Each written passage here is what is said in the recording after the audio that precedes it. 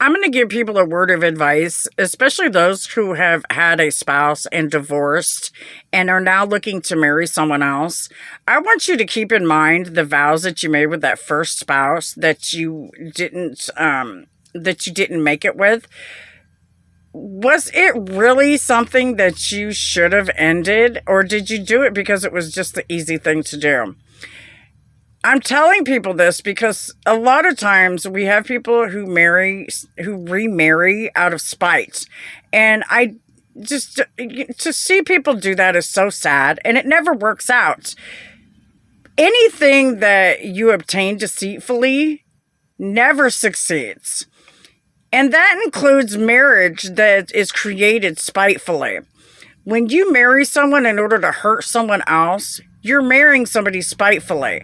And you need to stop and think what that does to your spirit and what it does to your family as well. Because it's the quickest way to not go to heaven. If you don't want to enjoy the glory of God in reaching your final destination of being heaven bound when you're called home, then do not remarry somebody spitefully. Stop stealing. Stop cheating and lying. You need to fix your situation in truth. You shouldn't have said those vows if you didn't mean them in the first place with your first spouse. Now, I understand there's some of you out there who righteously are divorced due to domestic violence. There's some pastors who don't believe in that either and feel that domestic violence is just is a side effect of deeper problems that you have to work out.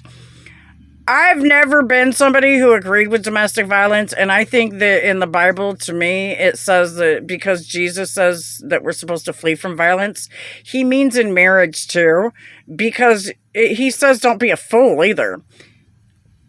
It's not for you to risk your life in order to, he wouldn't ask you of that, for you to risk your life in order to get to heaven. Jesus would never ask you that. So if you're living in a situation where you fear for your life, or you're being hit on and thrown around every day, you need to seek help and you need to find a way out, like I did. Trust me when I tell you that there's no excuse for domestic violence. And again, Jesus says we're supposed to flee from violence.